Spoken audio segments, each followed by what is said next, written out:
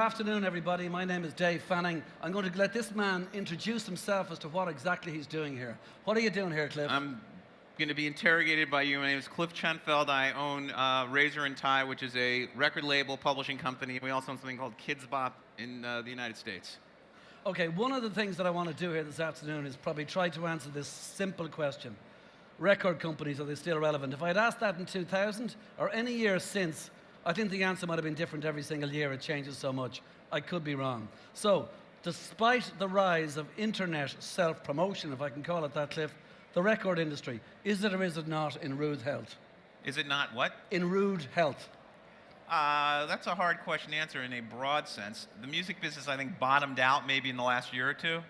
I think we're now finally recovering from the piracy and sort of being the guinea pig for all the technological changes that now the movie business and others are having to deal with.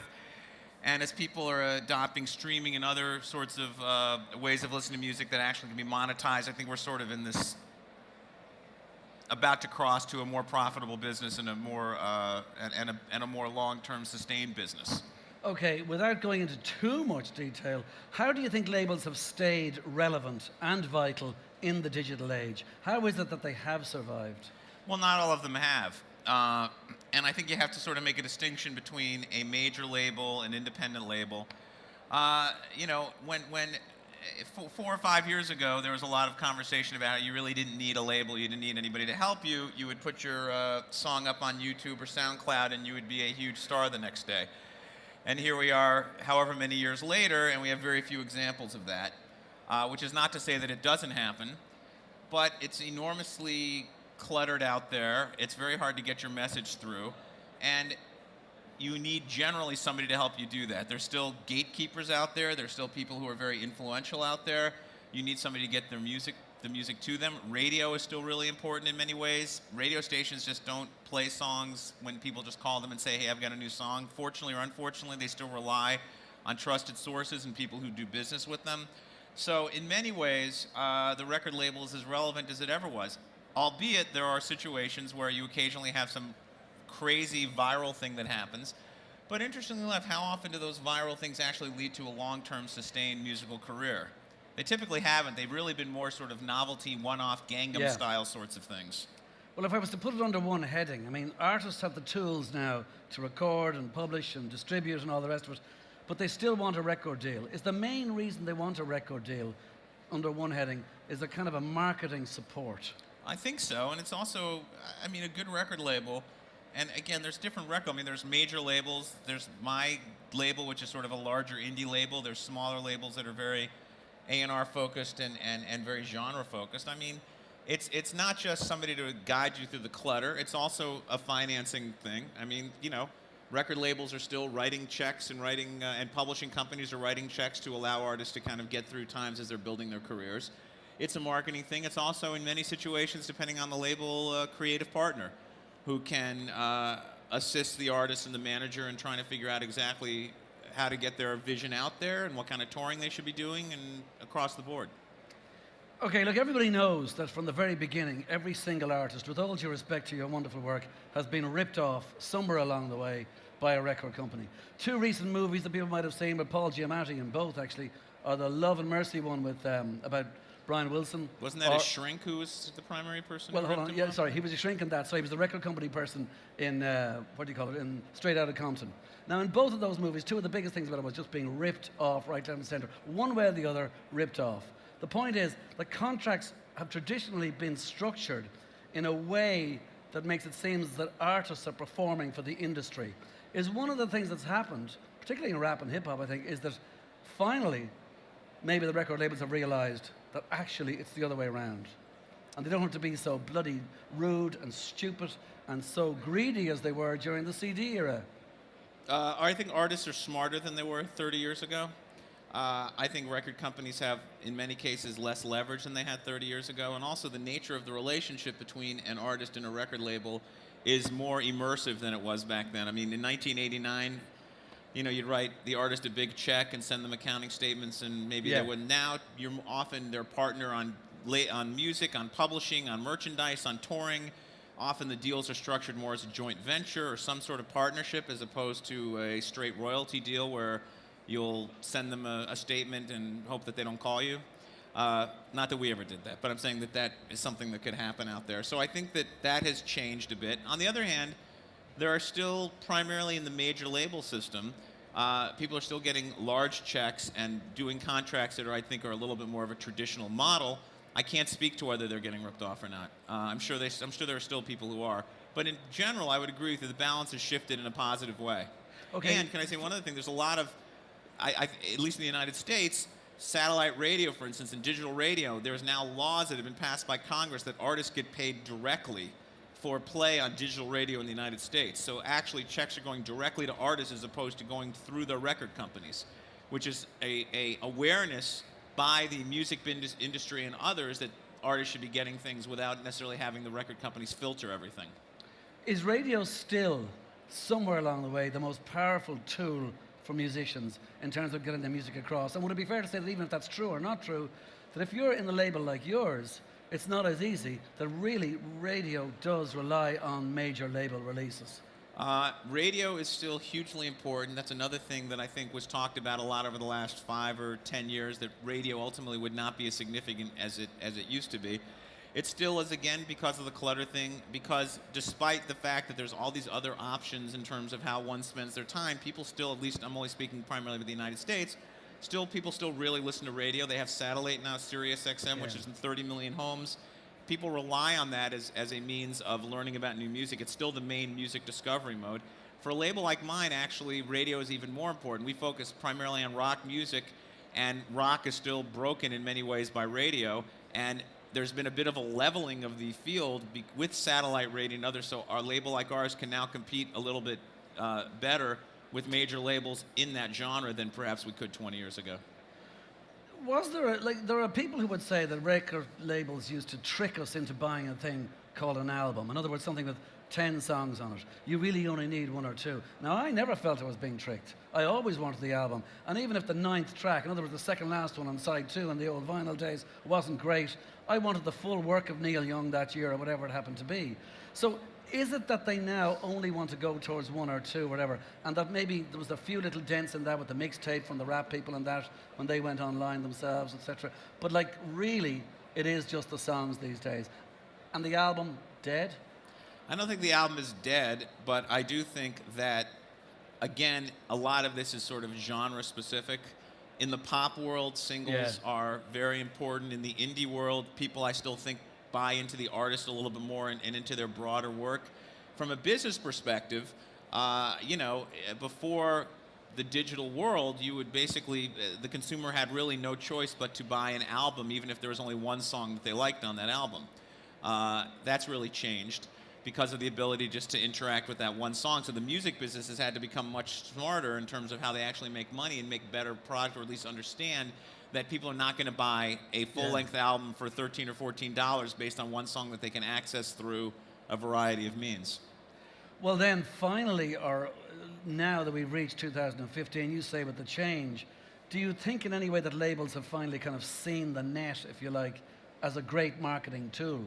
Seeing the what? Seeing the internet, instead of giving out about the damn thing all the time, instead of and they did immerse themselves in it, now they actually see it as a genuine marketing tool. For instance, that thing I mentioned about a mixtape, if Lil Wayne, puts out a mixtape or whatever it happens to be, and then he gets loads of free publicity and it gets loads of people downloading, etc., they still, when they brought out the physical copy, sold 600,000 in 3 days. The marketplace is much more complicated than it was 20 years ago. There's people who still buy CDs. There's people who pay for streaming services. I think there's 20 million people now who are paying for Spotify around the world. There are people who just get their music from SoundCloud and get it for free. You have to kind of navigate the entire world in terms of the kind of music that causes what kind of activity. The internet is the music business's best friend, primarily at this point, primarily because of the data that's available, the ability to communicate efficiently to the people who like that kind of music, the ability to use others who have a lot of influence to get your music out in a very inexpensive or free way if you can get influencers to speak about your music and spread that message socially and virally.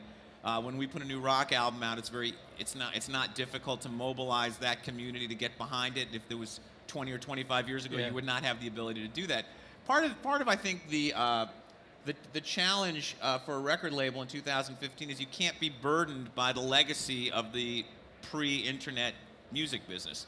It's not going to go back to a situation. I mean, you have to think about the music business. Like in the 80s and 90s, the music business made billions of dollars because everyone was replacing their copy of the White Album or Yeah. Thriller or Dark Side of the Moon with the CD. Major record labels were making tons of money with very little marketing because people were just doing that, and it caused a certain amount of laxness and a certain amount of complacency, I think, in those companies because they were making so much money without really having to do anything.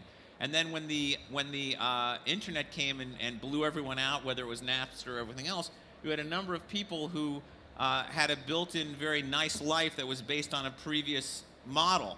We're now at the point where there's not as many of those folks left, and if you just kind of look forward, there's a lot of promising things, and you can't be burdened by the legacy of that. You can't be burdened by expecting the business to be what it was in 1997.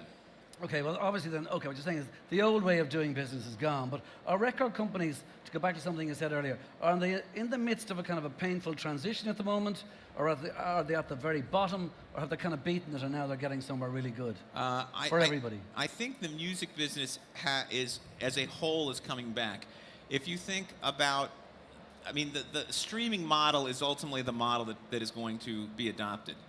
And right now there are not that many people streaming, but as people learn about streaming, they like it a great deal, and many of them are willing to pay for it. There's always going to be people who steal it. There's always going to be people who won't pay for it. But there's a significant number of people who will pay for it. And as you and I were talking earlier, in the United States, I think the proposition of the value proposition for streaming has not been articulated very well. The average person in the United States doesn't know the difference between Spotify and Pandora, doesn't know that for $9.99 a month, you can have every song that ever existed in your house, on your kid's phone, wherever it is. As that model goes from 20 million Spotify subscribers to 40 million Spotify subscribers, the music business and record labels with them are going to be going with that, and all of a sudden you have a much healthier situation. Now, at the same time, CD sales will continue to go down, but there's a variety of new revenue sources. I mean, in the United States, Pandora and Sirius XM and those kinds of things are now paying significant amounts of money out. We have a band called Starset, which is a rock band that has a bit of a sci-fi geek appeal.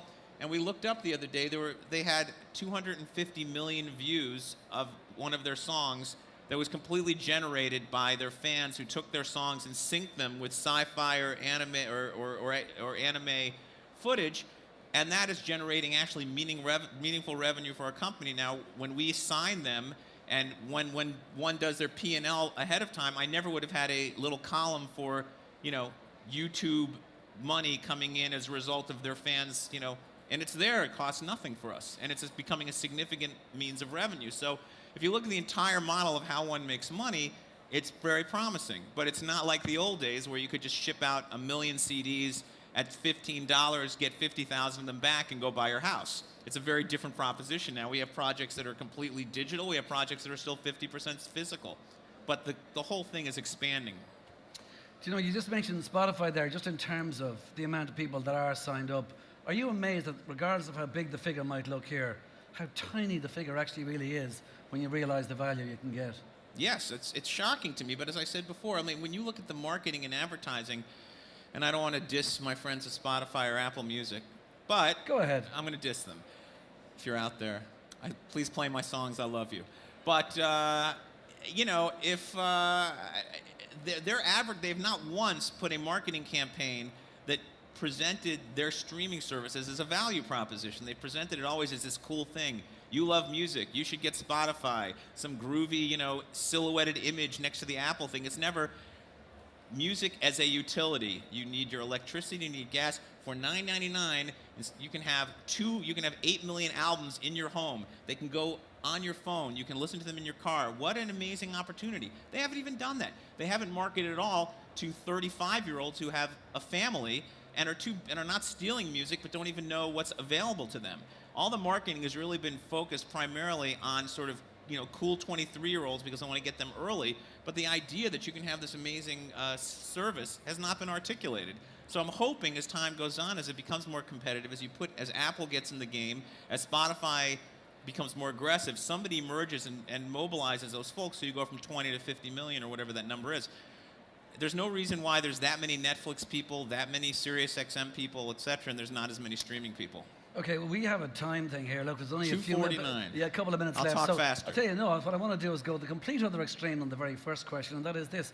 Has the internet made record companies even more important, possibly? Even more important. I don't know if it's made it more important, but if you're doing a good job, I think the internet is your friend.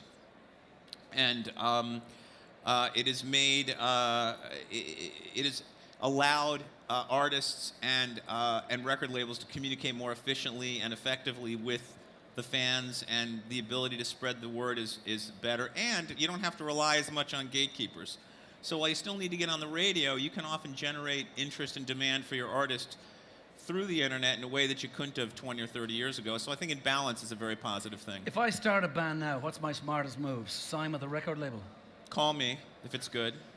Hold on. If it's not, If you could step if it's outside not, leave of your what CD you do over there for and one don't. second there, Cliff. Seriously, like just in terms of the business itself. If you Should start a I band go now? and talk to a record label if I'm in a band now? I think most people should have somebody who is assisting them. I think you have to have a really good. You have to somebody advocating on your behalf. Not look again. Sometimes people put a song up on SoundCloud or YouTube and it blows out. It happens. But ultimately, I think you need somebody to help you navigate that. You need to have a good manager. You need to have somebody, whether it's a record label or some marketing platform that is helping get your word out there. And I think, on balance, the majority of people benefit, majority of artists benefit greatly from having a record company work with them to this day, and I think that will continue. And I think that that's across media, the same way that, yes, you can launch some great video series on YouTube, but most of the time you really need to have somebody who's your platform who's helping you get it out there. What do you think about just finally politicians? I mean, they're always talking What do about... I think about what? Politicians always talking about trying to control the internet, and yet they avoid something like Wall Street all the time. Do you not think it should just be left alone? The internet is a broad thing? In terms of your industry. Well, I would, in 45 seconds. There are certain issues that I think that require some level of legislation. For instance, I think the fact that Congress passed a law that artists get paid directly from digital radio in the United States is a very positive thing, and that can only have happened with some sort of legislative action. So I think when they act in a positive way, but I think when they're acting in a way to set rates that are unfair or control the distribution of content, it's obviously a very negative thing. And then finally, is there much more staying power for a band if they're on a label like yours or one of the four majors or whatever it happens to be than maybe even 3 and 4 years ago? I think a major label can cause that artist to be a global brand in a year or two. I think a label like mine is much more about developing the artist over a long period of time and building in a more moderate way that ultimately might lead to a longer-term career, but might not have the explosive, you become Rihanna in a year or two. Because for every Rihanna that they create, there's another 50 that are just kind of like, gone. So to finally answer the question at the very beginning, record companies still relevant? Very relevant. I knew you were going to say that. All right, Cliff, thank you very much indeed. Thank Thanks, you. Cliff.